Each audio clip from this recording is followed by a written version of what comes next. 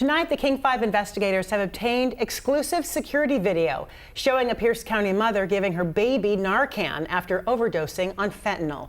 Court records show that it took 4 doses of the life-saving medication to revive the child. This is King 5 News at 6:30. I'm Joyce Taylor. I'm Jessica Janner Castro. As Kristen Goodwillie reports, Tacoma police arrested the child's mother as advocates and law enforcement struggle to deal with this growing crisis.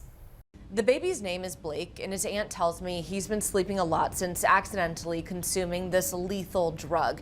She's furious. She says CPS and our state's legislature allowed this to happen. When he first came home, because he was addicted to fentanyl, like these eyes were, yeah. Tara Harris has taken care of her nephew Blake since he was born withdrawing from fentanyl. This was in the hospital, and you can see he had to go through 5 or 6 different detoxes before I could bring him home. 18-month-old Blake and his 5-year-old sister went back to live with their mom, Tara's sister, in a rehabilitation house 3 months ago.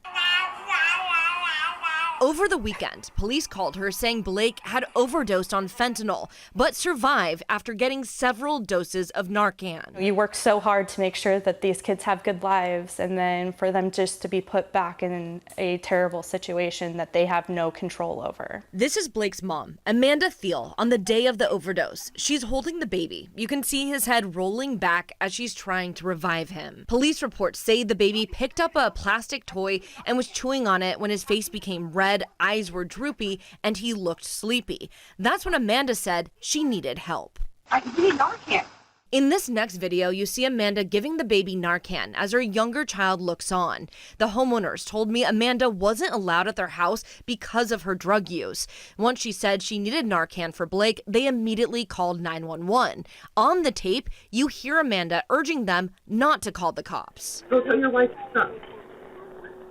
Go tell your wife to stop. What if there wasn't Narcan there?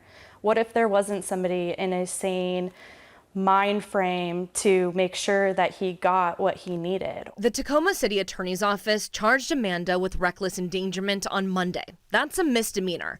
Tara says it should be a tougher charge. That Blake and his sister have a long history of testing positive for fentanyl and needing Narcan. With this pattern and the weekend overdose, she says CPS is planning to give both kids back to their mother. What are you thinking about?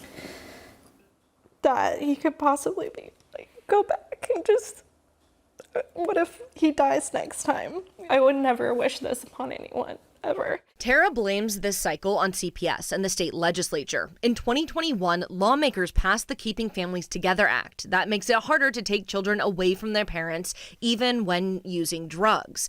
In June, King 5 reported that child deaths and near deaths tripled in Washington so far this year compared to the same period in 2024. Many of those cases are related to opioid overdoses. I'm going to fight for him. I'm going to fight for my niece, and I'm going to make sure that we change laws and we change things so that no other family has to go through what we're going through. While Blake is doing better, doctors told Tara there's still a possibility she'll need to administer Narcan on him again. In the newsroom, I'm Kristen Goodwillie, King 5 News. The King 5 investigators have extensively reported on fentanyl's youngest victims all across the state. Check out their latest investigations right now on our King 5 Plus app. You can download that for your TV and watch for free.